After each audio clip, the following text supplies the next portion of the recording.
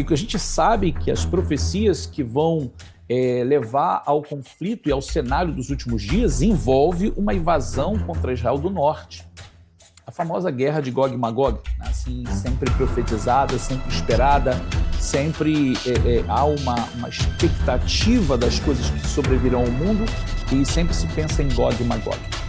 Mais um pacto realizado, mais um acordo militar no cenário geopolítico desses últimos dias.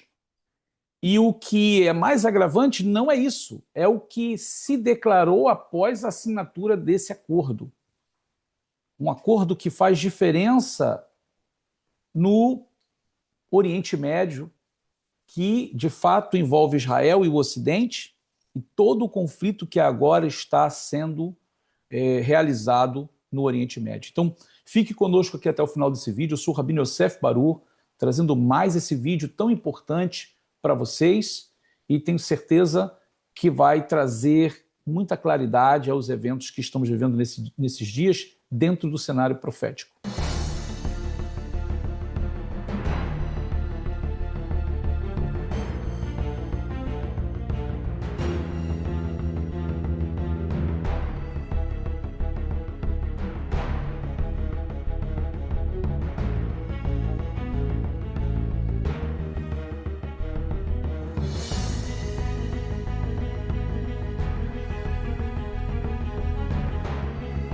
Shalom, shalom, queridos Haverim, estamos de volta aqui no nosso canal Rabino Yosef Barur, trazendo mais um vídeo para vocês.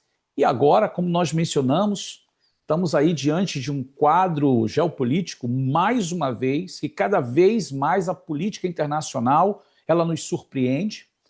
E eu digo isso não só no aspecto político, mas no aspecto espiritual, porque, de fato, essas guerras que envolvem Israel, o Ocidente e os países muçulmanos, elas estão dentro de um quadro profético dos últimos dias, e realmente nós tivemos agora, esse fim de semana, algo que foi muito surpreendente. Acredito que ninguém esperava o que aconteceu.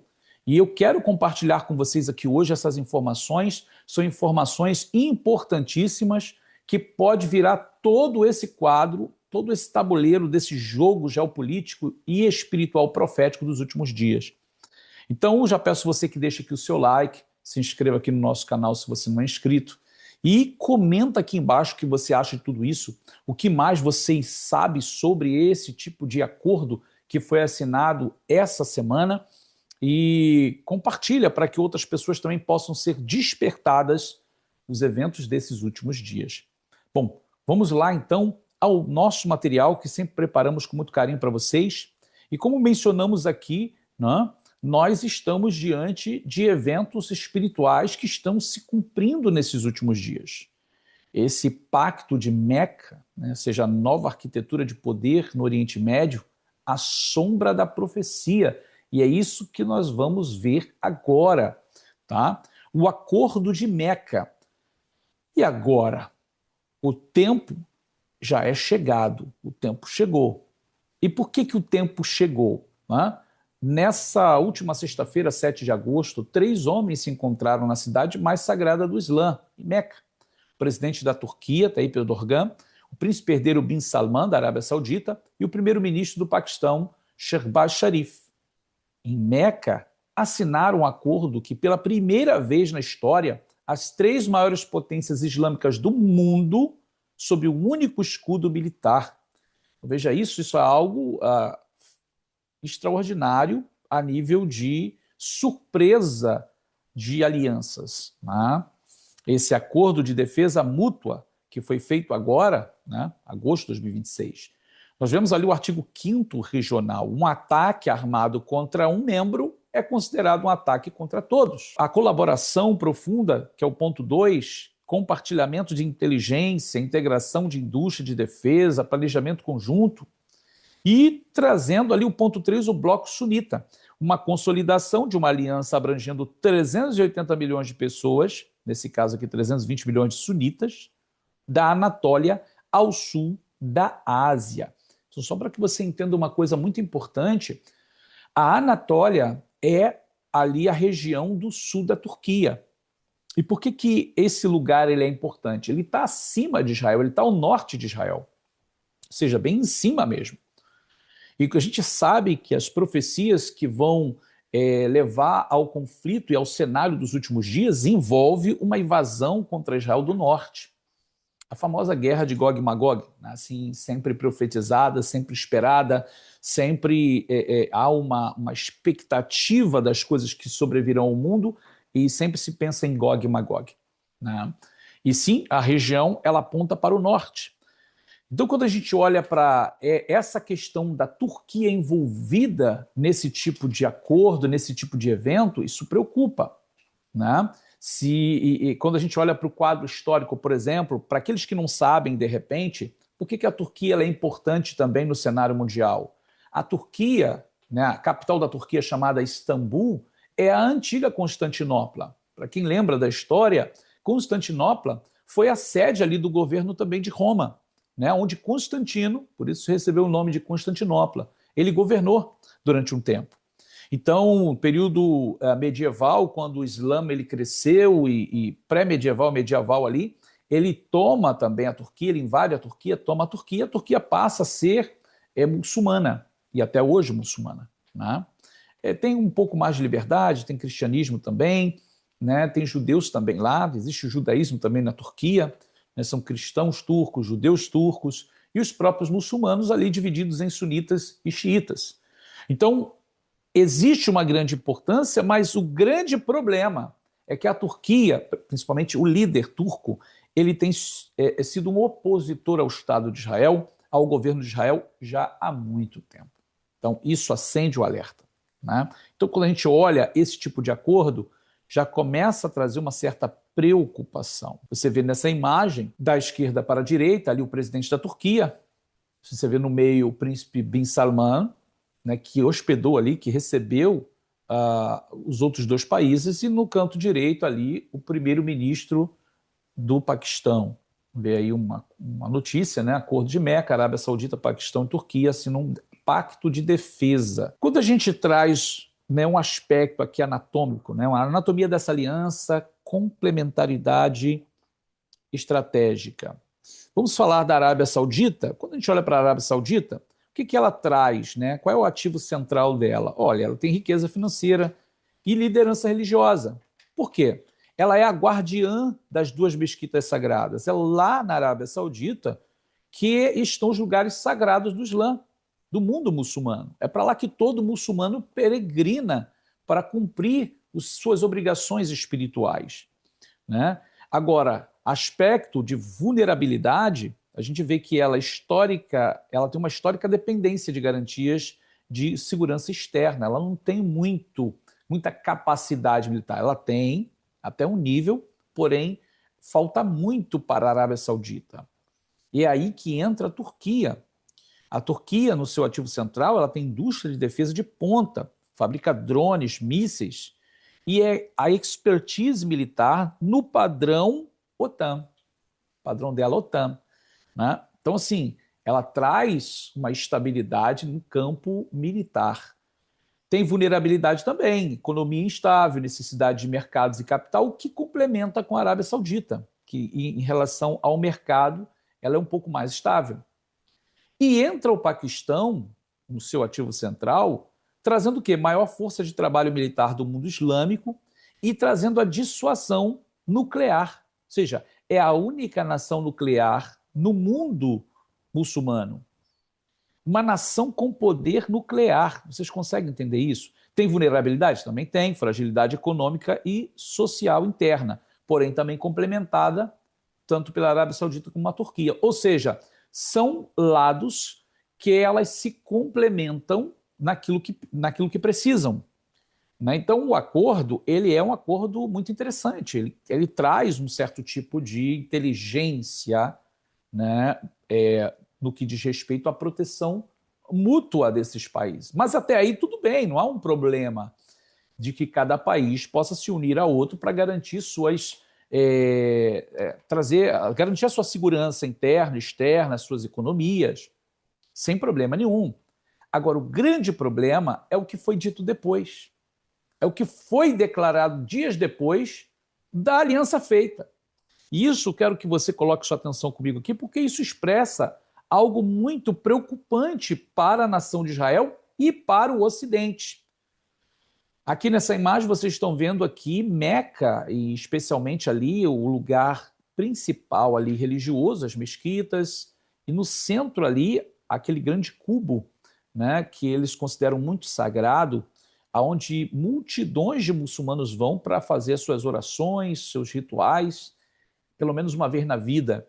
Esses pontinhos brancos que vocês estão vendo aí são tudo pessoas, né? Essa multidão, olha quanta gente, né, do mundo muçulmano. Não estamos falando aqui só de árabes muçulmanos, tá? Porque o mundo muçulmano abrange outros países, outras nações que são muçulmanas, mas não são árabes, como, por exemplo, países africanos. Então aqui, olha, você está olhando multidão ali em torno desse cubo, dessa Kaaba, onde tem uma pedra, um meteorito incrustado nela, e eles oram, eles beijam, eles fazem ali os seus rituais, né? Então, sim, o mundo muçulmano está de olho na Arábia Saudita, porque é o lugar sagrado. Assim como Jerusalém é o nosso lugar sagrado, para eles é lá, né? Você vê aqui no salão principal, lá na Arábia Saudita, a foto tradicional que eles sempre tiram quando se assina acordos. Aqui, novamente, foto do aperto de mão, do acordo, né, sendo feito, assinatura do acordo. Então, queridos, é algo que realmente transmite uma preocupação. Dentro desse catalisador central, né, ou seja, a gente vai ver qual é a grande preocupação. A grande preocupação deles é o Irã, né? O catalisador central contém o Irã. Então, esse no primeiro momento, porque o Irã é o que traz a preocupação para o Oriente Médio. Então, o que a gente tem? O isolamento estratégico, que seria ali o pacto que quebra o monopólio de Teherã sobre a narrativa de resistência islâmica. Então, assim, o Irã ele tenta demonstrar isso para o mundo como se ele fosse a grande representante do Islã, do mundo muçulmano, quando não é. Na realidade, o Irã é persa, né, um país persa, porque é a antiga Pérsia, e ele tenta impor o Islã dele, né, a República Islâmica do Irã sobre o mundo, inclusive atacando o próprio mundo árabe, que é isso que nós estamos vendo aqui. E aqui a gente vê uma aliança árabe-muçulmana contra o Irã. Por isso que a gente está falando desse catalisador aqui, o Irã sendo o centro. E aí a gente tem uma mudança de eixo, né? Move o foco de uma disputa ideológica para uma competição de poder geopolítico e dissuasão convencional.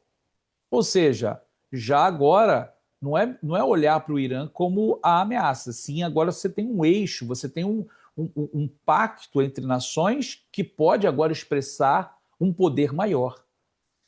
E no aspecto geográfico, o Irã agora enfrenta flancos fortificados, tanto a oeste, no caso seria a Arábia Saudita e a Turquia, quanto a leste, o Paquistão.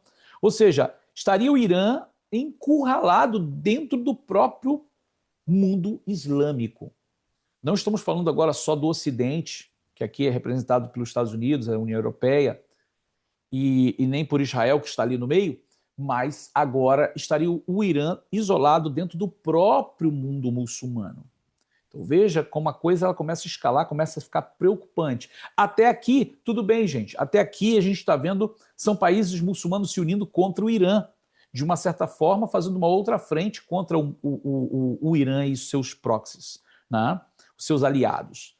E eu volto a dizer aqui que a gente já vai entrar aqui, o problema é o que foi dito depois, que esse é o ponto central do que nós vamos mostrar aqui, que é o que vai provocar todo o aspecto profético.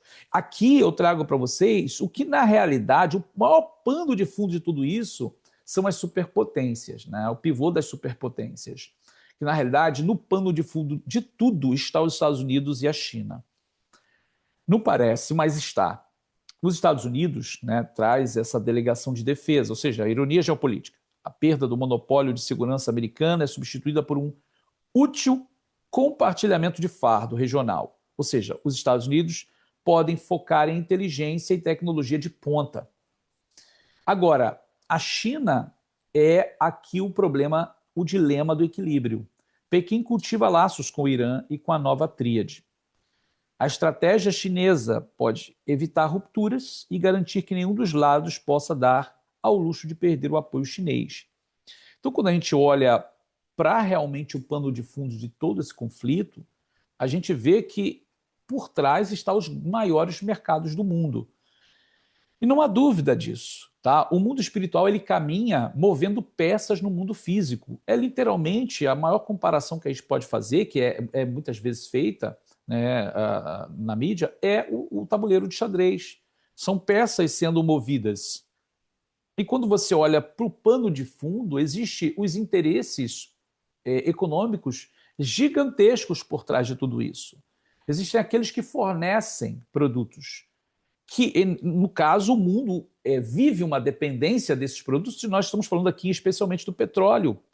E não somente do petróleo, mas e dos seus derivados, mas também de víveres, outros elementos que são essenciais para a vida humana. E a gente tem um mundo polarizado na questão do mercado, que é os Estados Unidos e a China. E por trás de tudo isso a gente tem o mercado petrolífero, que está, na sua maior parte ali, condicionado ao Oriente Médio, mas que depende das superpotências.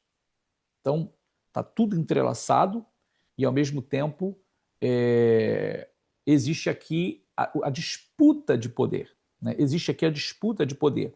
Agora, queridos, tudo isso é a ganância humana, o poder humano trabalhando baixo a permissão divina, sob a permissão divina. Essa aliança, ela demonstra algo que, lamentavelmente, muitas pessoas não estão enxergando. Venha estudar conosco na nossa Yeshivá, na nossa Escola Teológica Judaico-Messiânica, ASIL, Zeit Yosef Yeshiva University. Estamos esperando por você. Não perca tempo. Informações completas na descrição deste vídeo. Veja a declaração do ministro da Defesa do Paquistão. O grande problema foi esse. Dias depois da assinatura, o ministro da Defesa do Paquistão foi à mídia afrontar Israel. Olha o que ele diz. Dada a conduta atual de Israel, no meu ponto de vista, esta é uma situação que todo o mundo islâmico terá que se unir e confrontar militarmente. Não há espaço para divergências. Khawaja Asif, ministro da Defesa do Paquistão. A retórica de uma frente militar unida contra um Estado ilegítimo, disse ele, revela o perigo latente. A solidariedade muçulmana militarizada. Você conseguiu perceber o perigo aqui? Ou seja, ele está aproveitando de que foi feita uma aliança entre potências militares ali muçulmanas para já vislumbrar no futuro quem é o verdadeiro inimigo. É o Estado ilegítimo, referindo-se ao Estado de Israel. Já olhando que uma aliança militar pode focar no futuro contra o Estado de Israel. Gente, isso é um perigo muito grande. E não se esperava isso nesse momento, porque o foco principal está o Irã. Se pensa que essa aliança seria uma aliança que estaria voltada contra o Irã. E, de repente, depois de ser feito o acordo, vem o ministro da Defesa do Paquistão, essa potência muçulmana militar, falar esse tipo de asneira aqui. Palavras que preocupam. E aqui eu trago o mapa do Oriente Médio para vocês, para que vocês possam ver geograficamente aonde estão esses países. Veja aqui, olha. Acabei de selecionar aqui Israel, olha. Novamente aqui, ó. Israel. De azul. E agora você tem... Israel está aqui. Ao norte você tem a Turquia. Aqui no sul você tem a Arábia Saudita. E ali ao leste você tem o Paquistão. Então, essa é a aliança que eles estão fazendo. Olha onde o Irã está. O Irã está no meio. Vocês percebem? A Arábia Saudita aqui ao oeste, no ocidente. O Paquistão do ladinho aqui já, ó, ao leste, no oriente. E a Turquia aqui no norte. Então o pacto militar é esse. Se o Irã atacar a Arábia Saudita, a Turquia e o Paquistão ajudam. Se o Irã atacar o Paquistão, a Arábia Saudita e a Turquia ajudam. E se o Irã tentar atacar a Turquia, os outros também estão comprometidos em ajudar. Olha onde está Israel, do lado. Né? E aqui você está vendo não somente um acordo, uma aliança militar, e sim um chamado de todo mundo muçulmano para se preparar para ir contra Israel no futuro, pois ainda existe um inimigo comum, o Irã. Então, enquanto o inimigo comum existir, eles vão focar no Irã. Mas e amanhã? E no futuro? Porque o que preocupa é a declaração que foi feita pelo ministro da Defesa do Paquistão. E se você soma isso ao que a própria Turquia ela não gosta de Israel, o líder turco já são muitas as vezes que ele pronunciou palavras contra o Estado de Israel. Olha, qual é a convocação que ele faz com essa declaração? É uma convocação ao mundo muçulmano. Vocês estão vendo aqui, olha, Turquia, Arábia Saudita, Paquistão. Israel está aqui. Vamos começar pela Tunísia. Olha o mundo muçulmano, olha. Tunísia, Líbia, Argélia, Egito, Sudão, Níger, Chad, Marrocos, Síria, Iraque, o próprio Irã, Afeganistão, Turcomenistão, Uzbequistão, você tem Omã, você tem o Iêmen, você tem o Líbano, você tem a Jordânia. Então, olha para esse quadro que você está vendo aqui agora. Olha Israel sozinho no meio dos países muçulmanos. Então, uma convocação dessa, um poderio militar desse aqui, porque a gente está vendo que o Paquistão é a única nação muçulmana de todas essas que vocês estão vendo aqui. É a única que tem poder nuclear, tem ogivas nucleares. E se há uma união militar entre todos eles, Israel praticamente está sozinho aqui. É claro que Israel tem os seus aliados, e o mais importante de todos, Israel tem Deus, tem Hashem, tem o Criador. Bom, a gente vai caminhar aqui nas páginas das Escrituras, por exemplo, o Salmo 83, um projeto antigo que a gente está vendo aqui. Né? O cenário atual de 2026 é um conflito provocado, ou seja, um conflito provocado não por disputas de fronteira, mas por um desejo coordenado de aniquilação total por parte das nações vizinhas. Isso olhando para o futuro. O que a gente vê no contexto profético lá atrás, pronunciado nos Salmos, que é uma profecia da antiguidade? Lá está escrito: vinde, apaguemo-los para que não sejam nação, nem seja lembrado o nome de Israel. Esse é o Salmo 83, verso 4. O salmista descreve uma conspiração unânime para apagar a identidade de Israel. Então, é uma coisa que está dentro do mundo espiritual, um desejo espiritual de aniquilação. Aqui você consegue também visualizar um pouco, né, mapeando a profecia, a aliança atual, que seria o pacto de Meca aqui com seus proxies, e os invasores do Salmo 83. Só uma pequena comparação. Olha, Síria, olhando aqui, no caso ali a Jordânia, a Arábia Saudita, Iraque, Irã, ou seja, olhando para o mundo antigo, você tinha na mesma, ou seja, trazendo ali o que ameaçava Israel, havia um envolvimento de outras nações, que na realidade envolvia também o Egito aqui, mas estava mais limitado aqui, né? A essa área aqui entre Síria e Jordânia, hoje envolve também a Arábia Saudita. Então, assim, correspondência. Os territórios modernos do Líbano, Síria, Jordânia, faixa de Gaza e a coalização abrangente espelham quase perfeitamente a aliança que foi feita no passado lá no Salmo 83.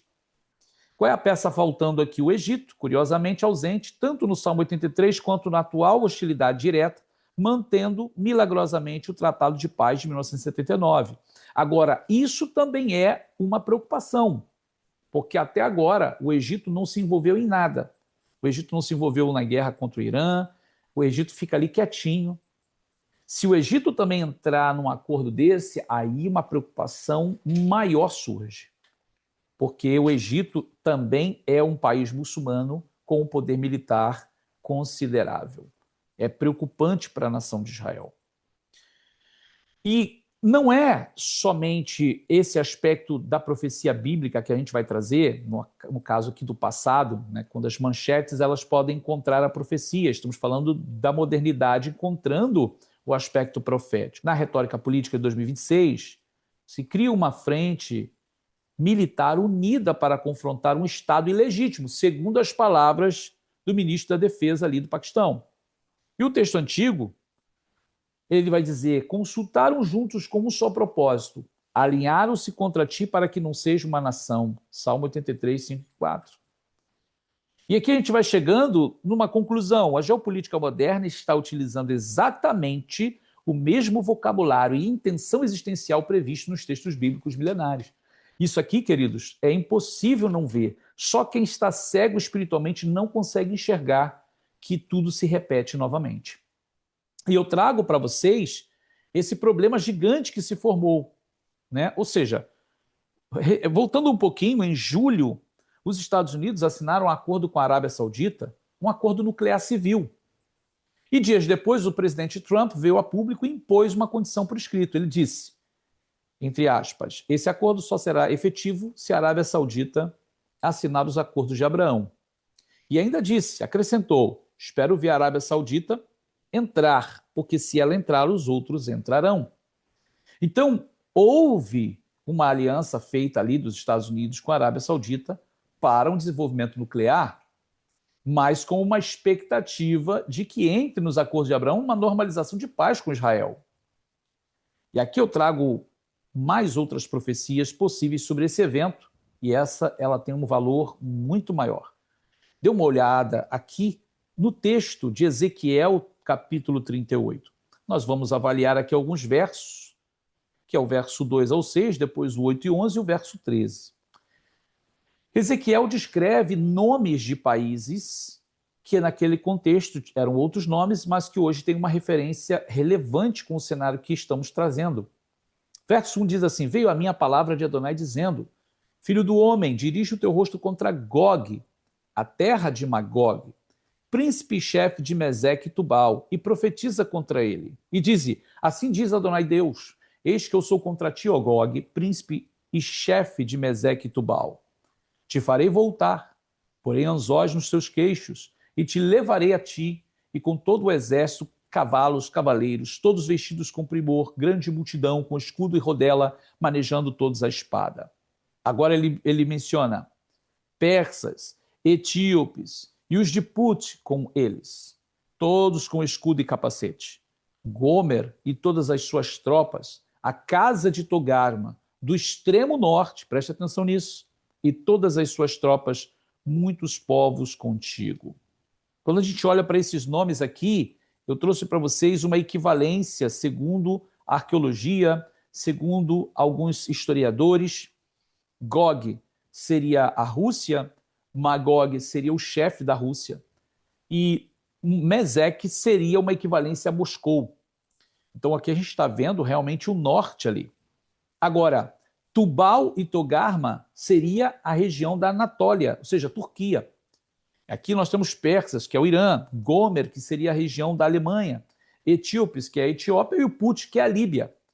Então, gente, veja esses nomes, e nós estamos falando justamente do cenário que estamos vendo hoje envolvidos em guerra. Mas continua ainda os versos do 8 ao 11. Depois de muitos dias serás visitado. No fim dos anos virás à terra que se recuperou da espada.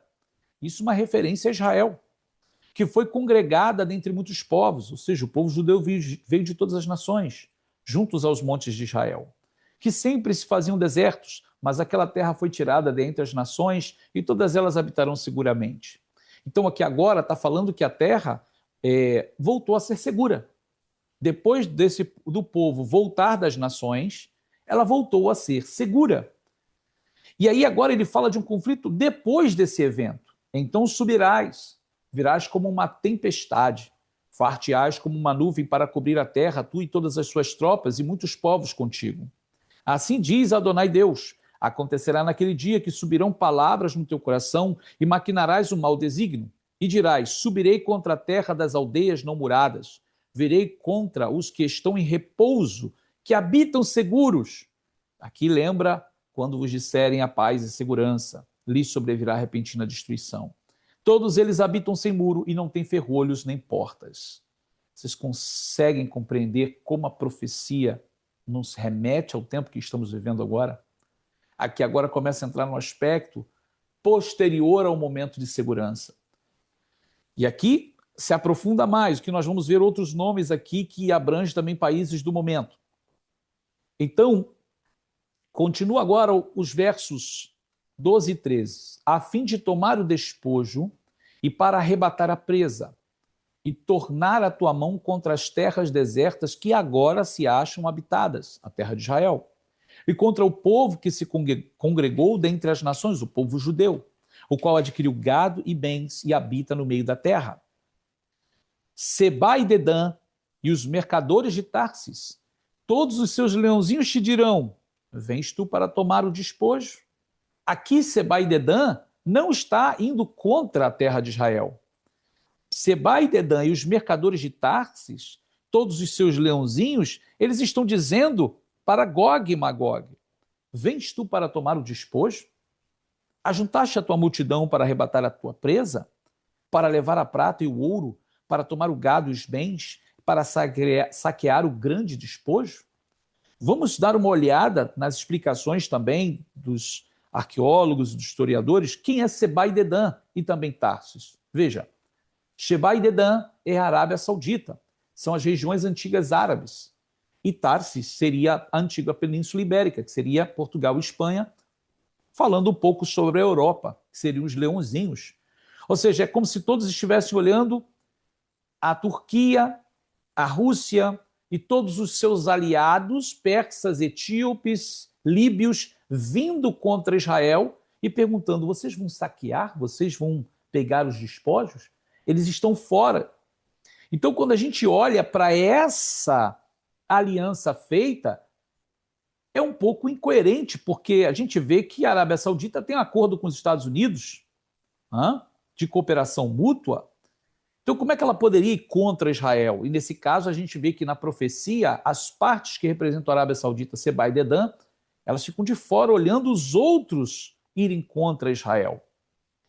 Togarma, Tubal, Put, Gog, Magog e os outros persas e líbios, ou seja, indo contra Israel, subirão contra a terra que habita segura, que veio de entre as nações, Israel. E é por isso que se diz, quando vos disserem a paz e segurança, lhes sobrevirá repentina destruição. Então isso é muito importante, queridos, porque o quadro que a gente vê dentro dos versos que a gente leu aqui é muito claro e é muito preocupante. Não é agora, porque agora existe um inimigo comum e esse inimigo é o Irã. Mas a gente tem uma resolução final que é a palavra com que a gente termina esse vídeo.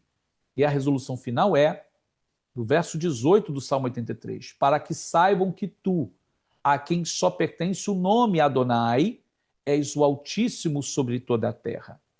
As manobras geopolíticas das nações estão, em última análise, sujeitas à soberania divina. O objetivo final não é a guerra, mas o reconhecimento do Altíssimo, pois é ele que vai determinar a vitória, e a gente sabe que a vitória está com o povo de Israel. Bom, olhai para a figueira, é o que a gente pode lembrar das palavras de Yeshua. Tudo está acontecendo, tudo está se realizando diante dos nossos olhos. Então, queridos, nós vamos chegando aqui ao final do nosso vídeo de hoje. Espero que você tenha desfrutado aqui dessas informações, que são informações muito relevantes. O cenário real, atual, em comparação com o cenário antigo, como todo mundo geopolítico ele está conectado ao mundo espiritual e as coisas estão caminhando para o seu objetivo final. E sabemos que tudo está nas mãos de Hashem, ele tem a palavra final de vitória para o seu povo. E é por isso que nós devemos olhar para a figueira, ver os sinais, olhar para o alto e dizer, Baruch Rabá, seja bem-vindo, Senhor, porque a nossa redenção está mais próxima do que antes. Bom, queridos, nós vamos terminando o nosso vídeo por aqui. Eu quero sempre lembrar a você que se você tem o desejo de crescer mais no conhecimento das Escrituras, você pode entrar aqui no link da descrição, na nossa ZIL, Azeite Yosef Yeshiva University, e aprender mais, crescer no conhecimento. Vem estudar conosco na nossa Yeshivá. Ela vai abrir os seus horizontes, vai te dar acesso a muitas informações dentro do original das Escrituras, no hebraico, nas línguas originais e também no comentário dos sábios de Israel. Bom, toda a informação você encontra aqui e eu vou terminando esse vídeo dizendo a vocês que o Eterno vos abençoe e nos vemos no nosso próximo vídeo. Shalom, shalom.